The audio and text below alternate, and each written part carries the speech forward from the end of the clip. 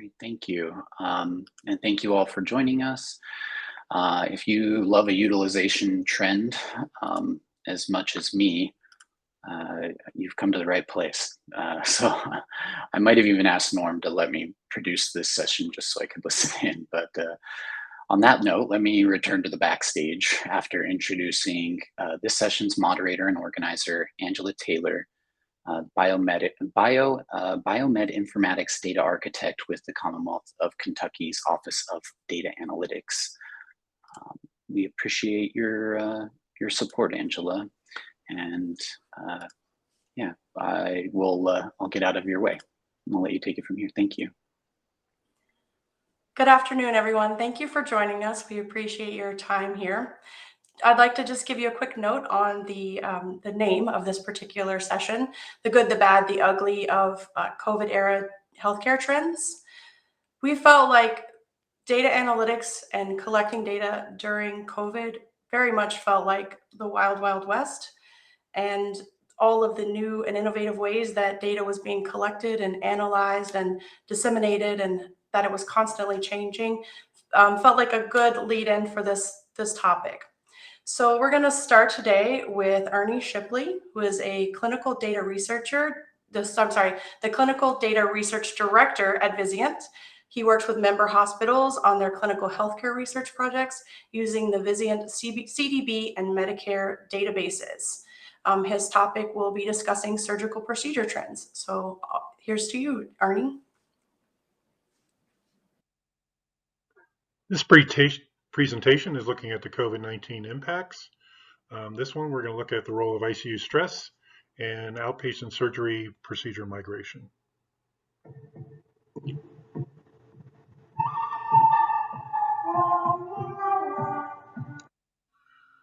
Some of the background, we saw that ICU capacity was in short supply in many areas because of the need for increased ventilation and ECMO. There were also elective surgery blackout periods that were mandated to help curb ICU utilization. But for many of these complex patients, delayed elective surgery actually leads to an inpatient admission to the ED, as many blackout periods for elective procedures were extended. And then this pandemic also surfaced many of the socioeconomic factors at play in America's healthcare system. Using the Vizient Vulnerability Index, typically, the most vulnerable quartile is only about 25% of neighborhoods, yet these represented 41% of inpatient admissions for COVID, requiring an ICU stay. This graph is showing inpatient admissions. We can see here in early March that the large drop in the number of inpatient admissions. And then we see this continuing even through 2021 with a drop of still 35,000 cases a month compared to 2019 volumes. This graph showing us the ICU length of stay. We can see early on in the pandemic, right away, and has continued for the last 2 years, is an increase of about 26% in the length of stay of the ICU. Compared to the 2019 periods. And we can see some bigger gaps here, and we can see another bigger gap as we go through the fall and winter periods. We see that gap basically increases while it's a little bit smaller during the warmer summer periods. For this study, we defined high ICU capable hospitals as those with 20 or more beds in use on average. Within the Vizient database, there's over 1,000 hospitals, and the high ICU capable hospitals represents 39% of those. We also know that there was a large increase in hospital transfers in 13.2%, while the lower ICU facilities had an increase of 2.8%. And when we looked at these transfers between these groups, 61% of those were from very poor neighborhoods in the most vulnerable quartile on the vulnerability index. We also noticed quite a big difference in the amount of COVID admissions. 27 weeks of high COVID admissions for the high group, 14 for the lower group, and also considerably more elective surgery blackout periods. We see 23 weeks here compared to 16. This graph shows 2019 pre-pandemic levels of cases done in the outpatient setting. We can see in 2019 that the high ICU capable hospitals only had a rate of about 41% compared to 48 for the lower ICU hospitals. But we kind of see these trends kind of reversed here, whereas it went up significantly for the high ICU hospitals due to the stress, and then it actually more procedures will be done in the inpatient setting for the less stressed hospitals. One of the largest surgery specialties is orthopedics. In the fourth quarter of 2020, right when the pandemic surged across the country, not just regional fluctuations, the Comprehensive Joint Repair Program that CMS had created incentives to have more hip and knee implants being done in the outpatient setting. And we can see this very large increase here, 38% to 60% for those high ICU hospitals. While the other ones did increase as well, not as much. In the cardiovascular areas of outpatient, we see similar patterns that we saw with the orthopedics, quite pronounced. Some of the observations we found was that the high ICU capacity, with the stress, they received a disproportionate share of hospital transfers. When we looked at the subsequent outpatient surgery migration, it was one of the most significant factors related to ICU stress. So we saw the stress was 0.5892 correlation, while actual number of weeks of surge actually had a low correlation, 0.0214. Then we also looked at matching patients by surgical severity categories. And typically when we looked at the data pre-pandemic and during the pandemic, we saw a 7 to 9 year age difference. Typically that the outpatient cases tend to be younger patients, a little bit less severe. I think we need further research on this to see if some of the older patients requiring inpatient surgery, if they had longer delays than the folks that were able to be treated in the outpatient venues. We also wanted to look at further research around the increase of inpatient admissions. So we saw this large spike of cases going into the outpatient area, but we also saw another large spike in the increase of outpatient cases that were later admitted within 48 hours. This one will require further research to actually look at this area, because it could mean some equity issues along that spectrum. We also feel there's more research is needed to look at the most vulnerable neighborhoods,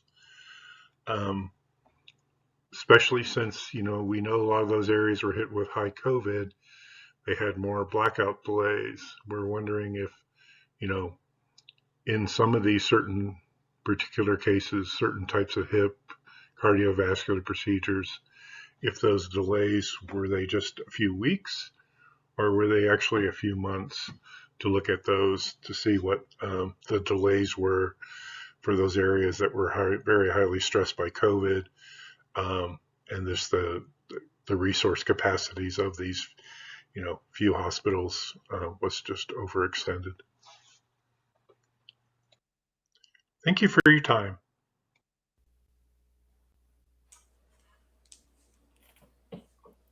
Thank you, Ernie. I really appreciated the sound effects there. That was great. Thanks. Sure thing. Does anyone have any quick questions for Ernie before we move into the next presenters?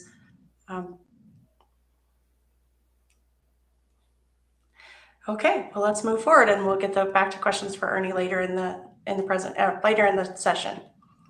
Our next presenters will be Michelle Rockwell from Virginia Tech. Her research focuses on improving delivery of high-value primary care, reducing low-value care, and on the patient-clinician relationship. Joining her will be Dr. John Mafi. His research focuses on the intersection of healthcare value, innovation, and policy, particularly for older Americans.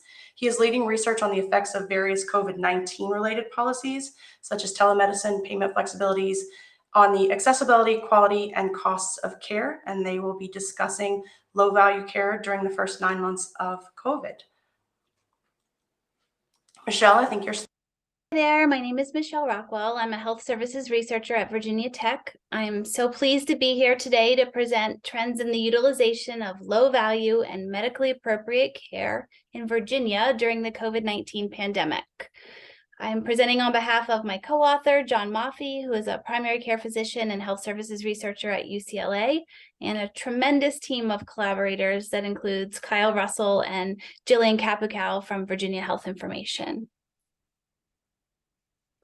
So low-value care is health services for which there's no clinical benefit in certain situations. It's generally care that's inconsistent with clinical guidelines. So think antibiotics for viral upper respiratory infection, or preoperative lab testing for low-risk procedures. Low-value care is a prevalent and persistent problem that's associated with high costs, waste, and potential harm to multiple stakeholders in the health system. Policymakers have worked for decades to find effective interventions to selectively reduce low-value care while maintaining, preserving, or increasing high-value, medically appropriate care, but it's been a persistent challenge. Nevertheless, we have very high hopes for an ongoing intervention that's happening in Virginia right now, and that is the Smarter Care Virginia initiative that's led by the Virginia Center for Health Innovation. Beth Bortz is the director there, and John Mafi, my co-presenter, is leading the evaluation of Smarter Care Virginia. Smarter Care Virginia is a multi-year, multi-health system, multimodal intervention aimed at reducing statewide low-value care. But in order for them to do that evaluation and understand the effect of the intervention on low-value care utilization, we need to better understand the impact of the pandemic on low-value care utilization in Virginia. And that's the purpose of the project I'm presenting today. So it's well established that all healthcare utilization dipped dramatically during the first few months of the pandemic and then rebounded throughout the remainder of 2020. But what's less understood is the quality of care that occurred during 2020, along with the pandemic. So here's our research question that we specifically wanted to answer. Was the COVID-19 pandemic associated with selective reductions in low-value care or non-selective reductions in both medically appropriate and low-value care?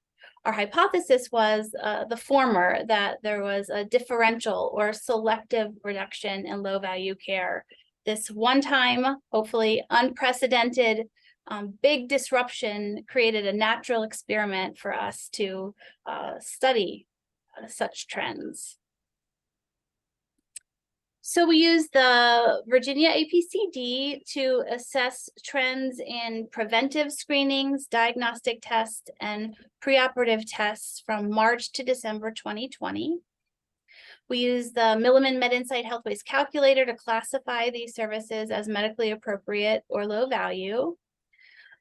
Some other publications that are available looking at utilization trends during 2020 compared to 2019 are limited in the approach that they took to assessing the differences. We're really excited to be able to have used a rigorous statistical analysis designed for us by Ram Bangala from UCLA. He led the analysis here.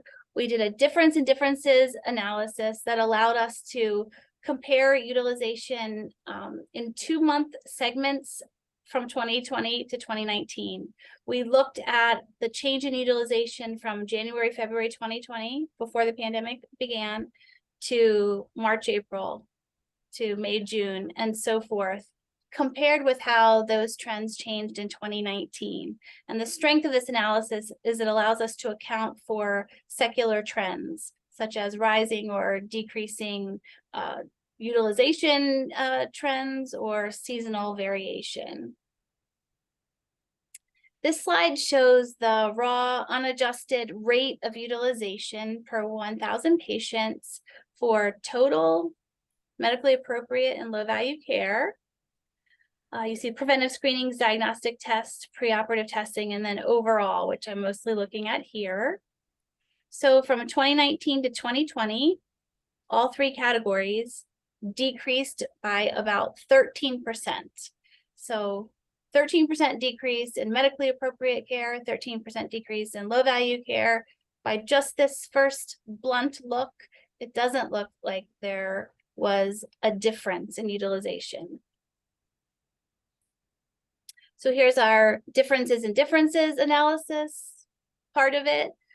We have rate ratios here on the y-axis. This is our expression of the difference in differences analysis. If the RORR was right at 1, that would be an indicator that utilization during these 2020 segments was exactly what we would have expected based on 2019 utilization. You see the time frame down here at the bottom and different services indicated by different colors. Orange is diagnostic tests, green preoperative tests, and blue preventive screenings. The solid lines are for medically appropriate and the dashed lines are for low value. So you can see that in general, all service utilization decreased by May, June to around 50 to 60% of expected, and that's been shown in other studies as well. Generally, services rebounded similarly, and low value and medically appropriate care rebounded similarly to near pre-pandemic levels here at the end of 2020, with the clear exception of low value preventive screenings, which increased more rapidly and to higher levels compared with the other services and compared with medically appropriate preventive screenings. So we're looking forward to digging into that difference more. But in general, our observation is that the overall utilization was similar between low value and medically appropriate care. The pandemic was not associated with selective reduction in low value care. Instead, it was associated with non-selective reductions in both medically appropriate and low value care. So to us, these findings raise concern that the health system was unable to effectively triage care disruptions and that the pandemic negatively impacted the quality of care provided to Virginians. We acknowledge some limitations of our study. We did not do a patient level analysis. It was an aggregated population level analysis. Our metrics were all based on claims data, which are imperfect proxies of quality of care. We don't have the nuanced data that we might get from electronic medical record or medical charts. And we are certainly aware that there was instability of cohorts during the pandemic. Our state recently experienced Medicaid expansion. Patients are switching from Medicare fee-for-service to Medicare Advantage, and of course, job losses and insurance change related to the pandemic. We did a few sensitivity analyses that reassure us that our results are true and are what I reported. I don't have time to share those now, but we would be happy to discuss those sensitivity analyses in the questions. So lastly, for our next steps, we will continue exploring that variation in low value preventive service that we observed. We are going to characterize trends in spending that were associated with low value care. We have that data as well. And most importantly, we want to assess for disparities in care using multivariable adjustment and then stratifying by payer, by area deprivation index, which is a measure of socioeconomic disadvantage, and by rurality. So thank you very much. We are really looking forward to your questions. I have a million questions personally. I'm going to wait and see if anybody else has any. But in the meantime, I would like to add one. You're looking at Virginia data. Do you have plans in the future to compare that to other states? That isn't a specific next step that we have on the radar yet, but it would be especially interesting to do so, I think, and look at how trends in different regions of the country responded. What do you think, John?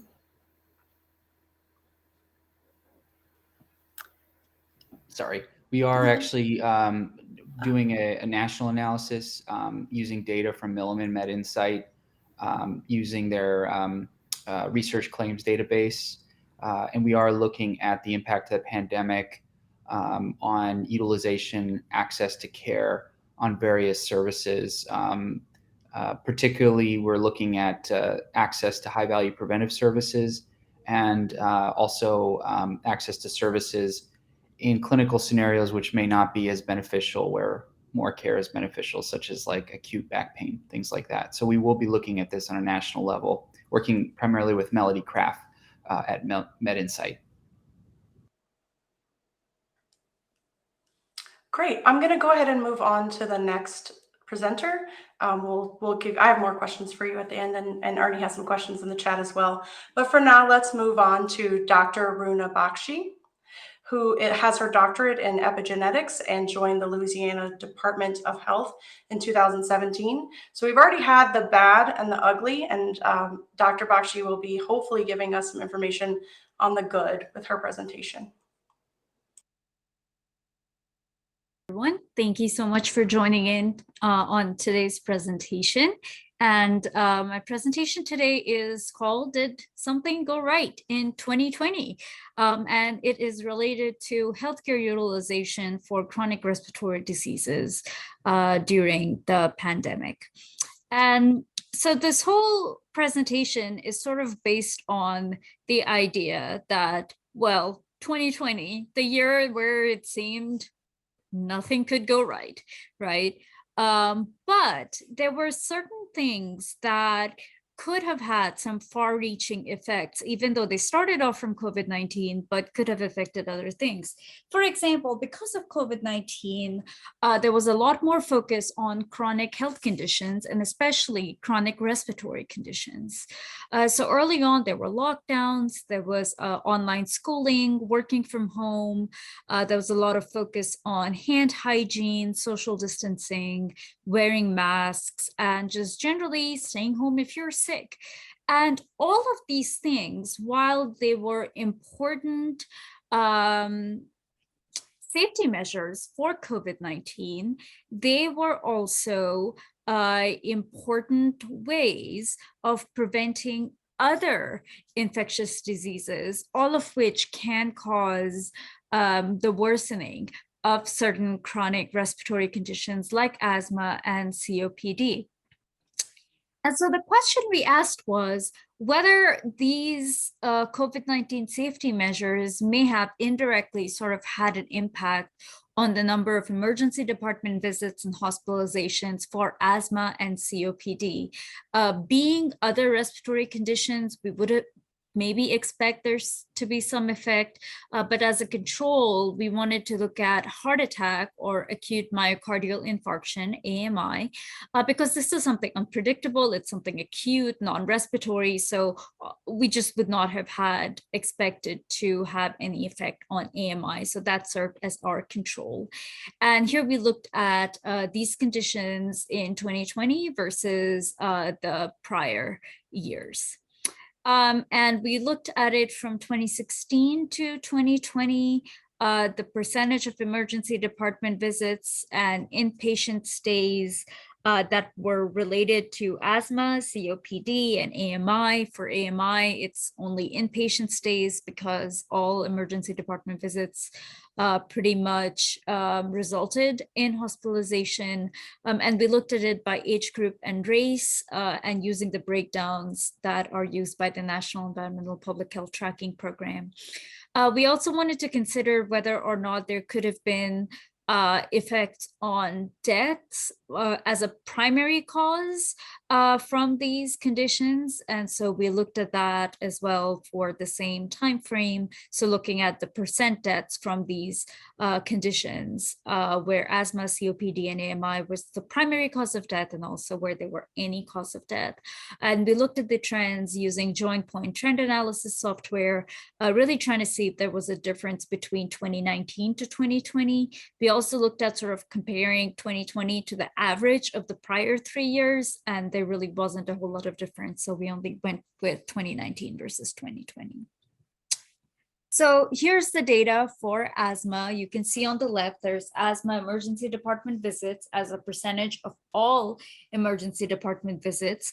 And the lines in sort of the thin blue and gray are the prior years from 2016 to 2019. And then the very thick gray line is emergency department visits in 2020. Now it ends in September because we only had 2020 data at the time for the first 3 quarters. So we do not have the data for October to December. But you can see, as noted by the red asterisk signs, that there was a very significant drop in the number of asthma emergency department visits starting in April and May. And just as a note, our first case of COVID-19 in Louisiana was identified in March. And if you look at hospitalizations, you see a very similar trend where for much of the year, there is a very significant drop comparing 2019 to 2020, where we definitely see fewer hospitalizations where asthma was the primary diagnosis. Looking at it based on age, we find that the effect is a lot stronger among children. And you see this particularly in the second quarter, where the light blue and the orange lines, you see those are the longest lines. And you see a little bit of effect in older adults, but just not as much of it and not as sustained as for the 0 to 14-year-olds. In terms of racial disparities, they certainly continue to persist. There is no difference in 2020 versus 2019 in terms of the ratio of Black to white patients who were admitted. And what this means is that the drop in ED visits and asthma hospitalizations has been sort of all across the board, but there was no specific effect on racial disparities in 2020. COPD, you see something of a similar pattern as asthma, although it is not as clear for COPD hospitalizations. And it could be partly because there's just so much variation from year to year in Louisiana for COPD hospitalizations that it's unclear. In terms of age and race, we saw the trends were very similar. So no one particular age group or race stood out as explaining that difference. So the drop was all across the board.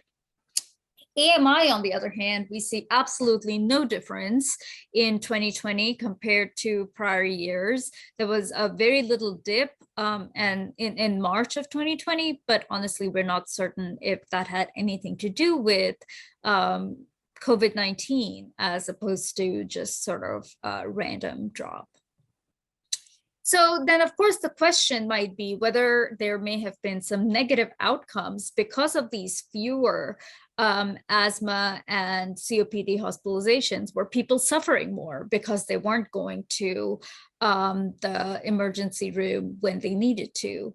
And although this is a very extreme case, the only data we had to test this idea was looking at mortality because of the respiratory diseases versus AMI. And in the darker colors, you see where asthma, COPD, or AMI was the primary cause of death. And then the lighter colors is where these conditions were in any of the causes of death. And what you see is that there's really no difference if you look at asthma as the primary cause of death in 2019 versus 2020. 2020. Same thing with COPD and AMI.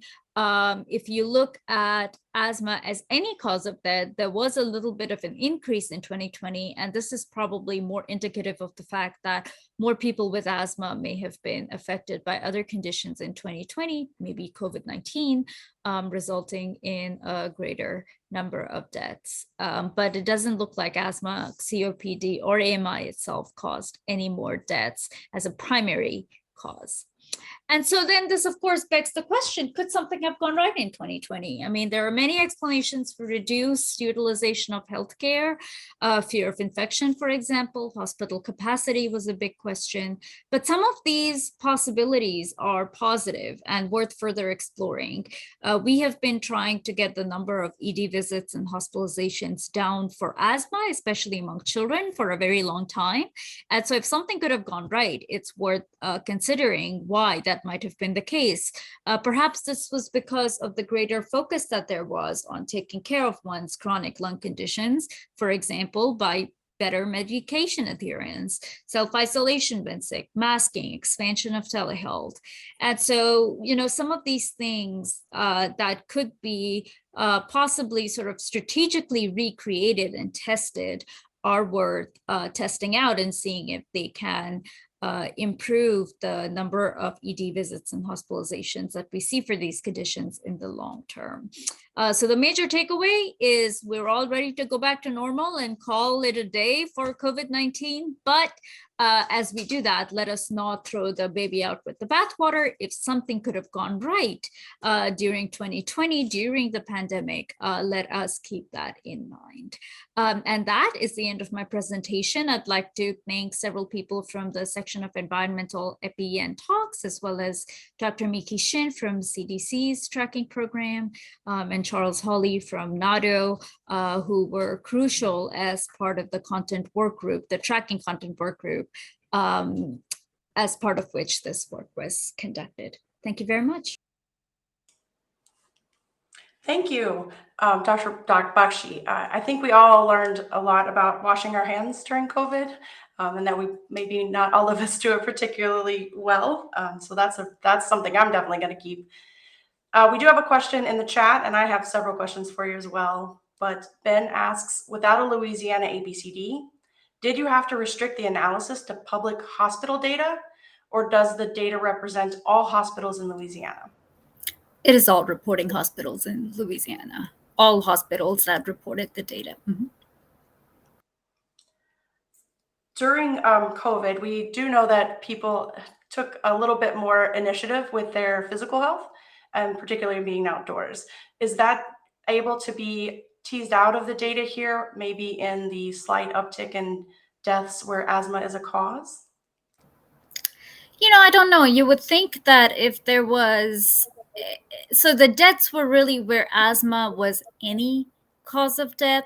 And so oftentimes when those are listed as opposed to like a primary cause, something farther down the list, it's almost like they died of something else, but asthma was one of the things that they had, right? And so it's really, really hard to say why we saw that a greater number of patients with asthma died, but not directly because of asthma. Yeah, that's a tough one. Yeah. Was there any way to bring in flu during that data set as well? Great question. No, we didn't. Although Louisiana did not have a hugely bad flu season during 2020, probably because, there weren't a lot of kids in school. And again, people were social. There was a lot of social distancing going on. And we had plenty enough spikes in 2020 so that I think everybody was kind of staying away from each other. And so we did not look at the flu data, but I do think that would be a very interesting piece of the puzzle to throw in. Thank you. I think that's all the questions we have specifically for Runa right now in the chat. So I think we can bring the whole panel back on. We do have plenty of time. So if you guys have questions, let's have them in the chat here. We'll start with this first question for Ernie. Do you have data that connects lack of resources to extended lengths of stay? Yeah, that's a really good research question. We do have that data, so we did look at it a little bit, but we were mostly looking at the large migration that went from inpatient to outpatient was our primary research focus. But we do have that data, and we did see a lot of what Mel's talking about, where we saw clusters of certain procedures. Used to be you'd have a cath lab or an orthopod shop that would do a variety of procedures on a given day, and we did start seeing stacking of the same types of procedures being done. And we did see certain days when they only treated patients that tested positive for COVID. So there were some isolation issues. So I think it's a really good research question that we might want to explore. Can I ask just a quick favor? When you're putting your questions in the chat, if you could direct them to one of our panelists, that'll be easier for me to make sure they get to the right person. Ernie, I do have a couple questions for you. I am not traditionally a researcher. I have a very strong IT background, and I'm very interested in how you have the surgery severities identified. Is that an algorithm you came up with, or is it something that you reused from another project? Yeah, so we use those with the good part in my job, I'll just say, is we have about 50 to 100 institutions that come to us for different research. So we've used quite a bit of this surgery. So we did with Johns Hopkins last year, we did a outpatient migration study on all specialties. So I was, talked to that researcher, and the doc there said, yeah, sure, if you need to reuse this for your analysis, go for it. So that's a nice part is, we have folks that have already done quite a bit of that work, and they got published in JAMA. So we're able to leverage some of those algorithms to look at those. I'm a little jealous, I have to say. I might have to email you about how you did that. So I have another question from me specifically. Did you have any data or any way to determine in your data if previously elective surgeries became more emergent because of delays? Yeah, that's one that we put on our research question for future research. We didn't quite have time to probe that one yet, but we do have good data on the blackout periods. So we saw blackouts all over the place. So we would see, an ambulatory surgery center that basically would close shop for 3 weeks. Same thing with even on the inpatient side. So we do have good data around that to look into that question. So I think it's a good one to look at, just like the one that Mel brought up. Okay, Michelle and John, I think this question is for you guys. Rob asks, says, it'd be interesting to see hospital level data to see if some hospitals did better or worse. It could also be interesting to look by payer. I agree with both of those suggestions. We are looking by payer. That's a important next step that we're in the midst of right now, and we're far enough into it that I can say that we are going to see differences by payer. So I'm looking forward to completing that. We don't have plans to do hospital level. This is a great arrangement because if a question is hard or I don't know, I can just punt to John. But what I was going to say is we don't have the data affiliated with hospitals or health systems or even clinicians. We have region, but we don't have it connected on the hospital level. Yes, that's true. So for this project, Michelle's right. We're not looking at that specifically. But in Michelle's very nice presentation, she talked about the Smarter Care Virginia project, which is led by Beth Bortz and working closely with VHI and Kyle Russell and others. And in that project, we're partnering with 6 health systems, large health systems across Virginia to reduce low value care. And pandemic disrupted everything during that intervention. But our hypothesis is that those 6 health systems will fare better than other health systems not included in the intervention or the control groups. And with regard to delivery of low value care and spending. So that is, keep an eye out for that. We're going to be working on that analysis in a year from now once we get all the claims. The intervention period is ending this December. And we're going to be linking, the health systems using the ARC health system criteria that are publicly available as well. Oh, one other comment about payer. Payer is really important to stratify because it does provide, albeit a crude, but important proxy for socioeconomic status, which has implications for health equity. So Medicaid, dual eligibility are basically you qualify based on income or disability. And so it would allow us to actually have sort of a patient level proxy for socioeconomic disadvantage, which is important because some of the social vulnerability indices and area deprivation indices are also important proxies of socioeconomic disadvantage, but they're at the neighborhood level. And those are really may not apply to individuals because, as we know, there's a lot of variability within neighborhoods. So very important to look by payer as well. So you mentioned that you're working with some healthcare systems or some hospitals to reduce low value care. Do you have a hypothesis about why that was difficult during COVID? Yeah, that's a great question. I mean, so Beth Bortz is leading that initiative, and we're working with Stephen Haran, who's an expert on qualitative research, and he's actually been surveying the health systems during the pandemic about what their experiences are and how they're able to, negotiate, dealing with the pandemic, but also following through with their commitment to tackle low value care. Realistically, during the height of the pandemic, this Smarter Care Virginia project went very low on the totem pole, which is understandable. That's one of the reasons that we requested and received an extension from our funder, Arnold Ventures, to extend the evaluation period to give the health systems more time. And it'll be very interesting to see how they fare. We're going to have to deal with a lot of methodological challenges because the pandemic itself really affected utilization unevenly over time and geography. So we have our work cut out for us. Can you speak to any of the types of interventions or the methods that you're working with the hospitals to reduce low value care? How are you approaching that with clinicians and administrators?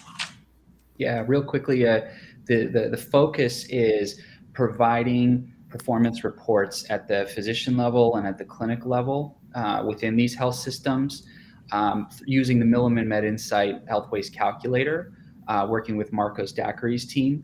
And we are hoping that we're suggesting, we're not telling them what to do, but we're suggesting that the health systems meet with the clinicians face to face and the practices and discuss the implications of the performance data, rank the physicians by performance on all the measures we're looking at, and use education and engagement and professionalism as motivators. Angela, I was just going to add about separate from the Smarter Care Virginia intervention, low value care in the pandemic. There were a lot of people who hypothesized that the pandemic itself would, including us with our project, would really make a dent in low value care. That clinicians, health systems, all these drivers of low value care that we know exist would be differentially impacted by the pandemic, and we would really be focusing on this is the care that has to happen. Some of these other services don't have to happen when there were so many shutdowns and so many resource shortages, but that isn't what we saw. It's a very interesting study. I'm looking forward to your future reports on that. So I guess while we're waiting for any additional questions to come in from the audience, do you guys have any questions for each other?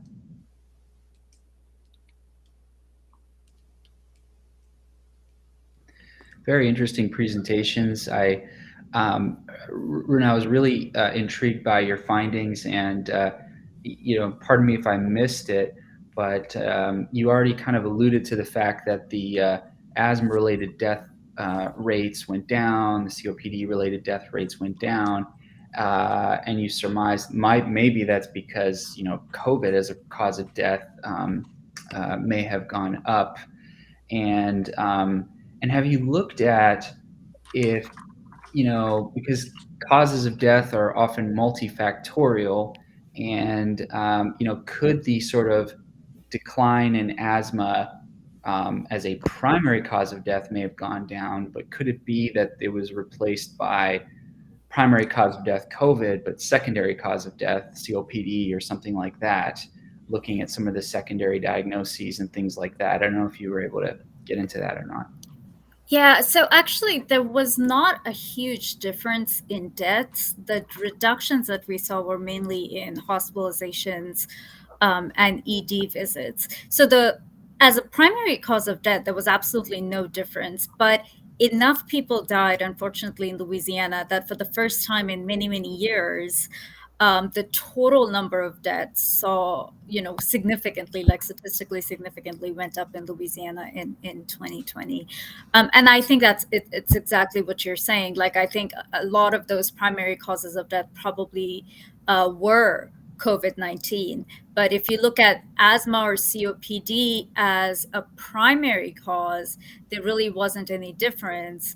But the fact that when we look at sort of the any cause of death, the fact that the number of deaths with asthma coded not in the primary field, but one of the other fields did go up. And I do think that's probably more to do with like COVID-19. And then, if there was breathlessness and, underlying conditions like asthma was probably getting coded there.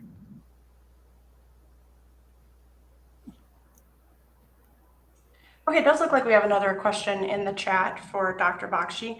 Do you think that decrease in atmospheric pollutants during COVID might have helped in decreasing asthma numbers? Excellent question. I think it is very possible. So it's tricky though, because, Louisiana, traffic pollution went down a lot, but then some of the other more industrial sort of sources of pollution, there wasn't a huge difference. And then we don't really have a lot of very detailed neighborhood level environmental measurements data, but globally, pollution levels did go down in 2020 during the pandemic, but especially during the lockdown, I think, which, was only the first few months of the pandemic, but still, and I do think that could have made a difference, certainly. But, my feeling is, so if you look at the trends in data in Louisiana, the summer is always a reasonably good time for asthma and so on. It's the spring and fall that's often problematic. Some of that could be allergies, but then some of that is also, in the summer, the kids are out of school, and then the rest of the year they're in school. Kids are germ factories, as I call them. They get everything and they give it to each other in school and so on. And so with so many kids being out of school, the flu season not being quite so active, there's probably just a lot fewer other respiratory infections going around that probably also made a difference. Yeah, actually, I was going to ask the same thing. Do you think the biggest impact was self-isolation or the kids being not in school? So it sounds like you think one or the other. Well, I think it's a combination, right? And also, so in Louisiana, people did go back to school sooner than a lot of other states. And, but even so, there was more social distancing. A lot of schools took great pains to improve ventilation. And I think, kids were masking for most of the year. And so if anybody got sick, they stayed home. So I think all of these things probably, it was just a combination of things.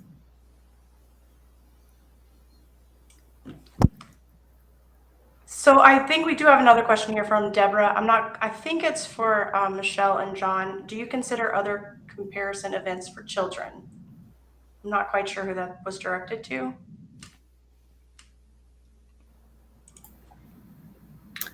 I might have guessed that was for Runa and asthma, but we only looked at adults.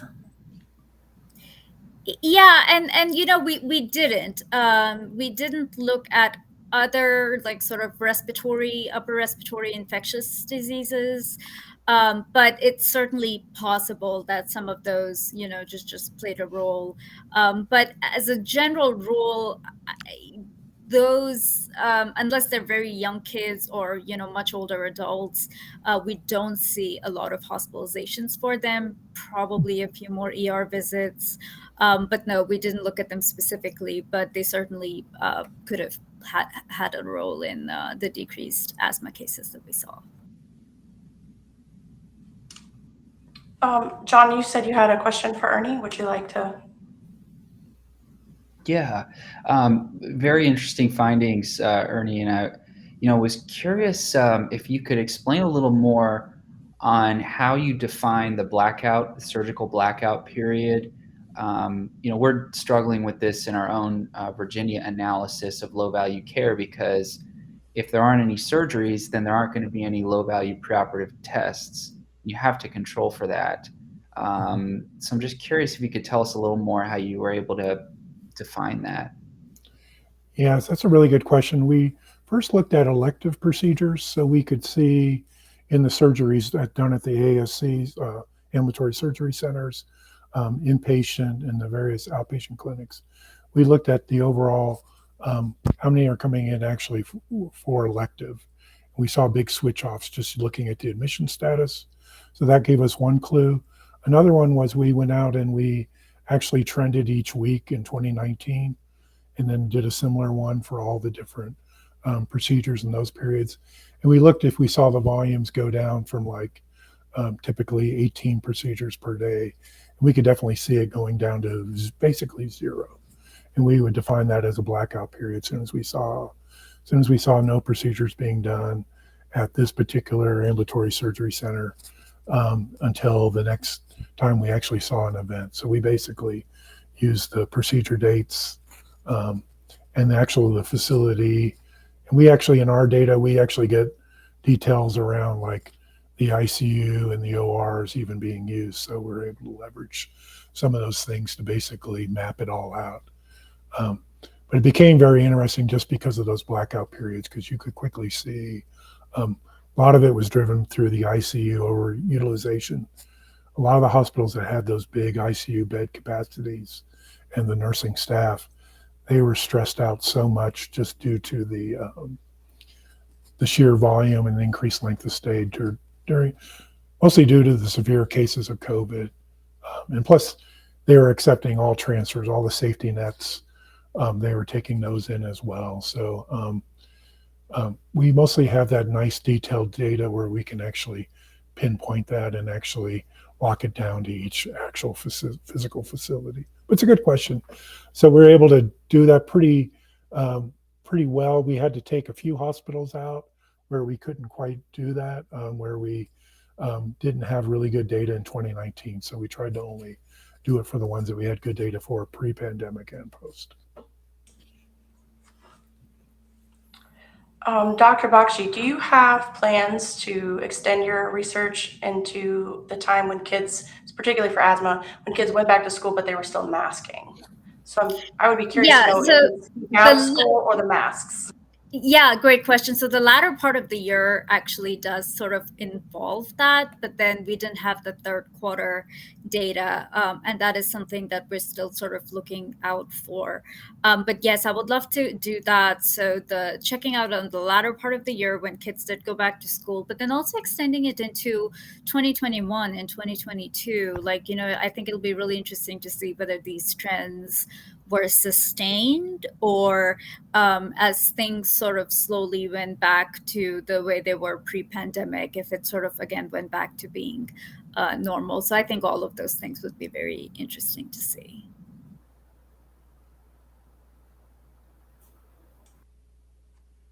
So I think everyone here has some future plans for this research. Is there anything else you think you'll be what's your next step? What's your next goal with your research? We'll start with Michelle. Can we start with you? I mentioned I'm stuck thinking about this project, and I'll be careful not to say too much, but I'm really excited about most excited about the disparities analyses that we're doing in the trends, because I mean, so many disparities were exacerbated during the pandemic, and seeing those sort of trends in low value care would be a really important piece to add to that picture. John, do you have the same next goal, or is your next goal different? Yeah, working with Michelle, who's doing a great job leading this analysis, of course, is going to be really important, and evaluating the effects of Smarter Care Virginia. And then looking broader across the nation, I think a key question is what's going to be the role of telemedicine as a new normal? It still hasn't, stabilized yet. It's declining since it peaked in April 2020, but that's going to be a really key policy question moving forward. So we're looking forward to analyzing that too. Ernie, would you like to go next? What's your next goal with your research? Well, I think in the comments, I think Mel brought it up pretty succinctly about the new normal. That's the question that I have doctors asking me every month. I probably get that question 12 times. What's normal? Is this what we're doing? Is it going to be like this for the next 3 months? What do we have to do to adapt? So I think looking at the new normals, we're constantly looking at that. I mean, we saw chemotherapy treatments change radically over the pandemic as well, non-surgical.